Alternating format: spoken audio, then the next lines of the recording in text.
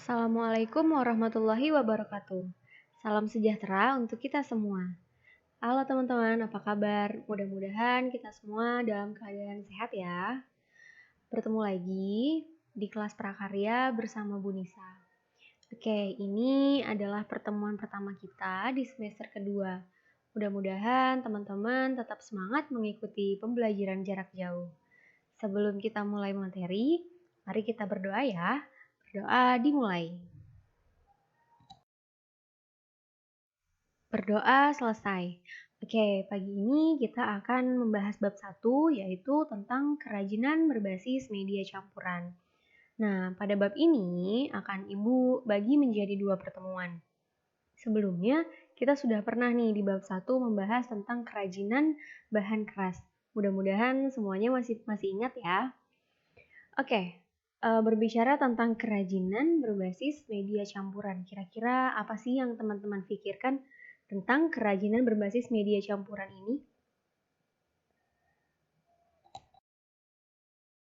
Nah, tujuan kita belajar materi ini yang pertama kita akan belajar menyatakan pendapat atau mengungkapkan pendapat tentang apa itu kerajinan berbasis media campuran. Yang kedua, kita akan sama-sama belajar memahami pengertian, jenis, sifat, karakter kerajinan berbasis media campuran. Dan yang ketiga, kita akan memahami teknik pengolahan, prinsip perancangan, dan prosedur pembuatan kerajinan campuran. Nanti kita praktek ya.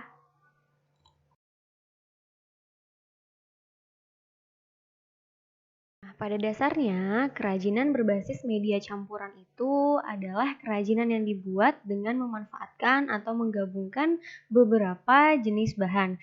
Seperti yang sudah kita pelajari di semester pertama, untuk membuat suatu kerajinan dapat memanfaatkan bahan dari alami dan bahan buatan. Nah, ada nih beberapa alasan mengapa pengrajin berinovasi menciptakan kerajinan berbasis media campuran. Yang pertama, adanya kekurangan bahan baku atau memanfaatkan bahan baku yang tidak banyak jumlahnya. Ini ditujukan untuk meningkatkan kualitas dan kuantitas dari kerajinan tersebut. Yang kedua, menghindari bentuk yang monoton atau bentuk yang itu-itu saja karena hanya menggunakan satu jenis bahan.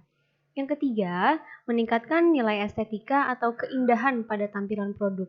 Dan yang keempat, tentunya agar terlihat lebih modern dan lebih kekinian. Nah, sebelum kita membuat kerajinan berbasis media campuran, ada beberapa hal yang harus kita perhatikan. Yang pertama merupakan penggabungan dari bahan yang tidak memiliki reaksi kimia tertentu. Jadi bahan-bahannya aman, tidak mengandung reaksi kimia. Yang kedua, bahan yang digunakan terdiri dari berbagai jenis. Misalnya kita ingin membuat kayu dicampur dengan logam atau batu dengan kayu dan lain sebagainya. Yang ketiga, bahan dapat terdiri dari homogen dan heterogen. Maksudnya homogen adalah menggabungkan bahan alam dengan alam. Misalnya kayu dengan batu atau heterogen yang berbeda, misalnya dari alam dan buatan seperti batu dan kaca. Yang keempat, masing-masing bahan memiliki karakteristik. Nah, dengan karakteristik ini biasanya akan menambah estetika atau keindahan kerajinan tersebut. Yang kelima, penggabungan bahan yang dilakukan harus dapat menyatu. Dalam pembuatan kerajinan dikenal dua istilah. Yang pertama ada stilasi dan deformasi. Kita bahas satu persatu ya. Yang pertama adalah stilasi. Mudahnya stilasi itu adalah menyederhanakan. Coba kita lihat gambar yang ada di bawah. Di situ ada mahkota penari Bali. Nah, ketika pengrajin ingin membuat kerajinan berbahan campuran dan dilakukan stilasi, maka mahkota itu dicampur dengan kayu dan besi, maka akan menghasilkan pajangan. Yang kedua adalah deformasi. Deformasi diartikan perubahan bentuk secara permanen. Kalau kita lihat pada gambar di bawah, ada sebuah mangkuk, tetapi di tengahnya ada bunga yang menonjol. Nah, itu dimanfaatkan bukan untuk mangkuk, tapi untuk tempat lilin. Jadi itu adalah pengertian dari stilasi dan deformasi. Selanjutnya kita akan membahas tentang jenis dan karakteristik bahan kerajinan berbasis media campuran. Yang pertama adalah batu. Batu terdiri dari batu permata, batu akik, dan batu alam lainnya. Nah, teman-teman ingat nggak beberapa waktu lalu Indonesia sangat booming dengan batu akik? Ayo, ada yang punya nggak di rumah? Atau orang tuanya ada yang punya batu akik? Sebenarnya batu permata adalah batu yang paling banyak diminati karena harganya yang sangat mahal. Nah, batu itu kekuatannya diukur dengan skala Mohs. Batu yang memiliki kekuatan yang paling tinggi adalah batu intan, rubi, dan safir.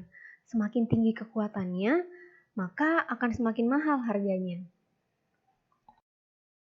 Yang kedua adalah logam. Logam memiliki berbagai macam jenis, misalnya besi, aluminium, emas, perunggu, perak, koper, cast iron, dan banyak lainnya. Untuk kerajinan, biasanya yang paling banyak digunakan adalah perak karena memiliki harga yang relatif murah. Sedangkan untuk barang-barang fungsional juga banyak digunakan. Misalnya handphone kamu juga memiliki logam di dalamnya. Lalu ada alat masak yang biasanya menggunakan aluminium atau cast iron dan banyak lainnya. Nah, ada daerah-daerah penghasil kerajinan logam, misalnya emas itu banyak berasal dari Kalimantan Selatan dan Jawa. Lalu ada kerajinan perak yang berasal dari Jogja, Bali, dan Sumatera Barat. Karena logam mudah terkorosi, maka perlu dilakukan pengecatan agar tidak mudah rusak. Yang ketiga adalah plastik. Siapa yang tidak mengenal plastik? Hampir semua barang yang dijumpai dalam kehidupan sehari-hari biasanya terbuat dari plastik, seperti kantong, botol, gelas, dan perabotan rumah tangga lainnya. Hal ini bukan tanpa alasan, karena plastik merupakan bahan yang sangat praktis dan ekonomis untuk diolah menjadi suatu produk dan termasuk produk kerajinan. Adapun plastik yang dapat didaur ulang dan tidak dapat didaur ulang, seperti contohnya adalah resin. Sedikit informasi untuk teman-teman. Coba lihat tabel identifikasi jenis plastik di bawah ini deh. Biasanya diberikan kode dari 1 sampai 6. Nah, dari kode ini kita akan mendapatkan informasi tentang rekomendasi mana plastik yang sekali pakai, boleh dipakai berulang-ulang atau dihindari. Karena banyaknya penggunaan plastik, jadi mulai dari sekarang kita harus bijak menggunakan plastik ya. Bahan yang keempat adalah kayu. Nah, ini pernah kita pelajari di semester sebelumnya. Mudah-mudahan teman-teman masih ingat ya.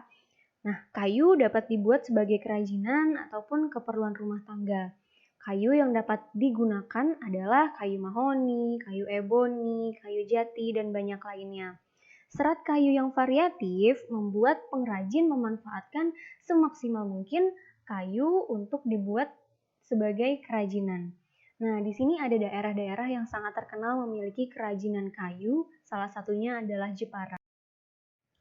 Bahan yang terakhir adalah keramik. Keramik berasal dari tanah liat. Proses pembuatannya yang pertama dibentuk, lalu dibakar untuk mengurangi kadar air yang ada di dalamnya. Nah, bahan baku pembuatan keramik biasanya ditambahkan dengan feldspar, ball clay, kuarsa, kaolin, dan air. Adapun keramik memiliki banyak beragam jenisnya. Salah satunya adalah porselen. Porselen ini memanfaatkan tanah liat putih sebagai bahan dasarnya. Nah, hari ini kita sudah menyelesaikan pembahasan pertama tentang pengertian, jenis, dan karakteristik bahan-bahan untuk kerajinan berbasis media campuran. Teman-teman bisa menambah informasi dengan membaca buku paket atau bahan-bahan yang bersumber dari internet. Mudah-mudahan materinya dapat dipahami ya. Jika ada yang belum paham, silahkan hubungi Bu Nisa. Sampai jumpa di pertemuan berikutnya. Wassalamualaikum warahmatullahi wabarakatuh.